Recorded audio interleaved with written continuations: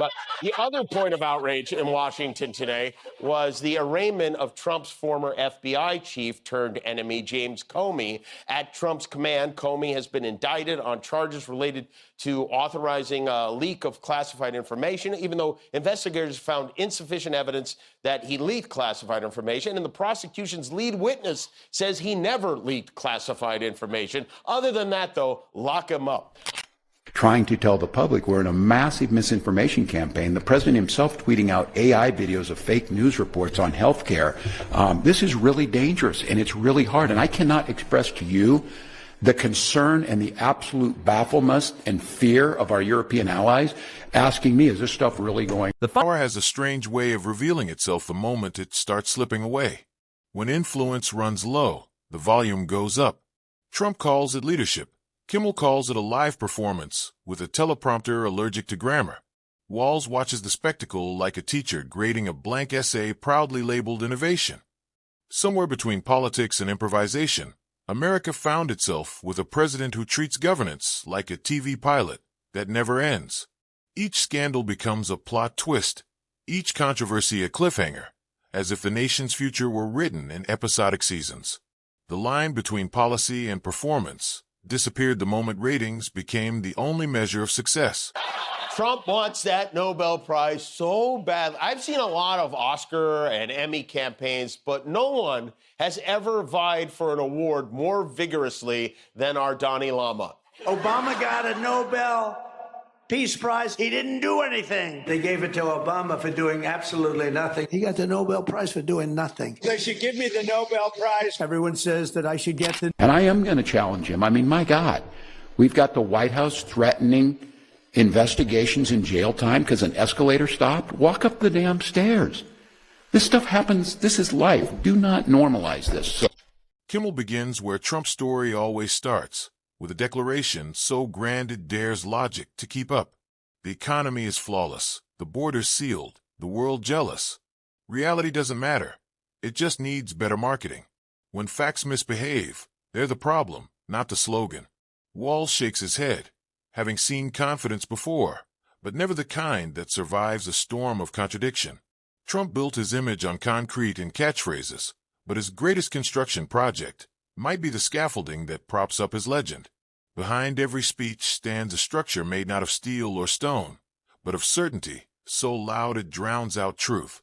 The president using the Department of Justice to prosecute people he doesn't like is very concerning, especially if, personally speaking, you are one of the people he doesn't like. No one makes enemies like Donald Trump. He even has a problem with the QAnon shaman now. Remember the guy in the horns who stormed the Capitol? Well, he's doing great, first of all, but he's suing his beloved president. Every week ushers in a new emergency, and every crisis gets the same cure, a press conference, a promise, and a claim that only one man can fix it. Kimmel wonders if the real infrastructure project isn't about rebuilding bridges, but patching the holes in a story that keeps collapsing under its own weight. Trump talks about roads and rails, but spends most of his time rewriting timelines. Walz studies the chaos, unsure whether to call it audacity or delusion, a performance where disorder is rebranded as momentum. Watching him redefine failure as strategy feels like watching a magician insist that the trick worked, even as the rabbit escapes off stage. I got nominated for the Nobel Prize. Where's my Nobel Peace Prize? They don't talk about it. A Peace Prize Nobel nomination, and they didn't cover it. And I don't care, but I'm not looking for it. I'm not politicking for it. I'm just saying that there's a lot of unfairness in this world. Yeah, well, you know what? No one has suffered more unfairness than... There's an art to taking credit, and Trump turned it into a full-blown industry. The sun rises, that's his leadership. The market wobbles, that's his genius at work. Congress passes a bill without him, clearly, his influence from afar. If a hurricane changes direction, it's strategic weather management. Walz chuckles quietly, the way people do when logic has left the room. Kimmel cuts to the heart of it. This is what happens when a businessman discovers democracy doesn't offer refunds. Every success, real or imagined, becomes proof of brilliance.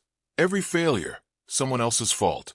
In the world of Trump, Ownership extends even to coincidence. Will start firing workers instead of furloughing them, and do you think they might target workers in blue states? I do. I think it goes back to this question, Tom, that it appears like they're trying to do that. The disruption is there.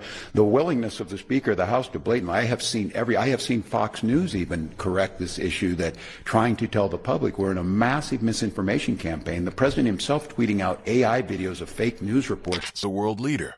Kimmel jokes that Trump's diplomacy feels more like a dating show.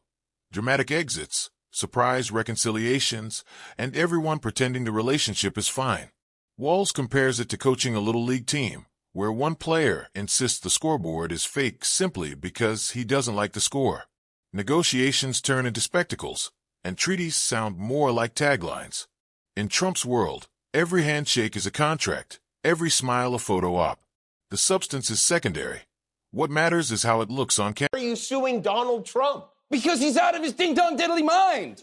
The guy, he's not mentally fit to be president. But he pardoned you. He gave you a full pardon.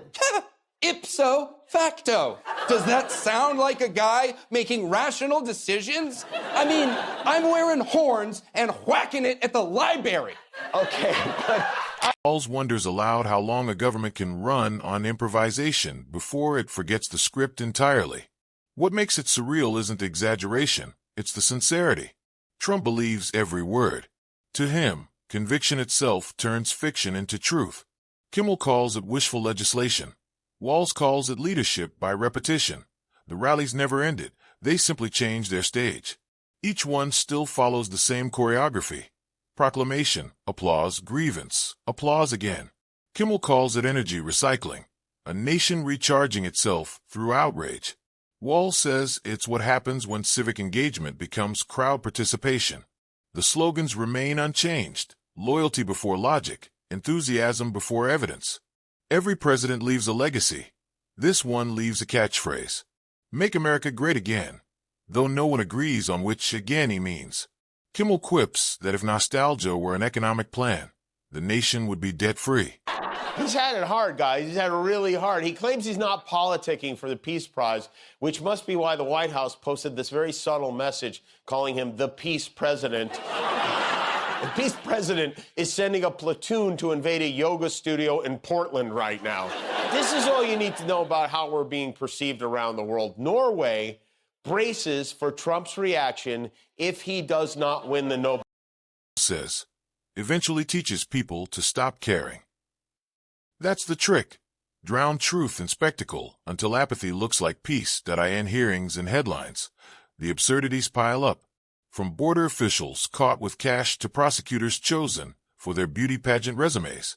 Each story feels scripted by irony itself.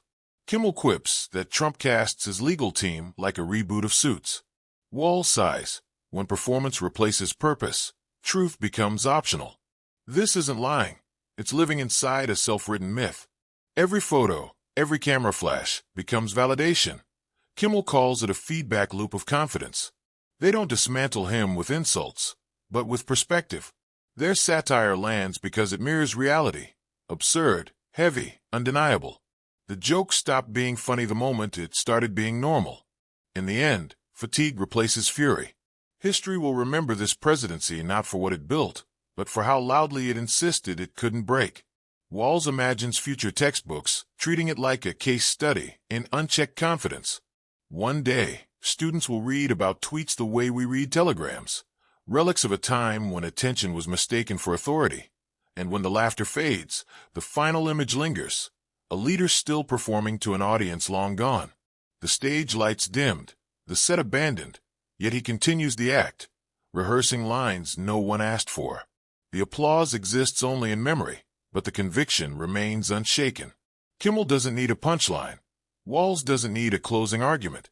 The picture says it all. A show that outlived its season. A performance mistaking itself for power. The credits have rolled, but the actor is still bowing to an empty room, convinced the ratings are higher than ever.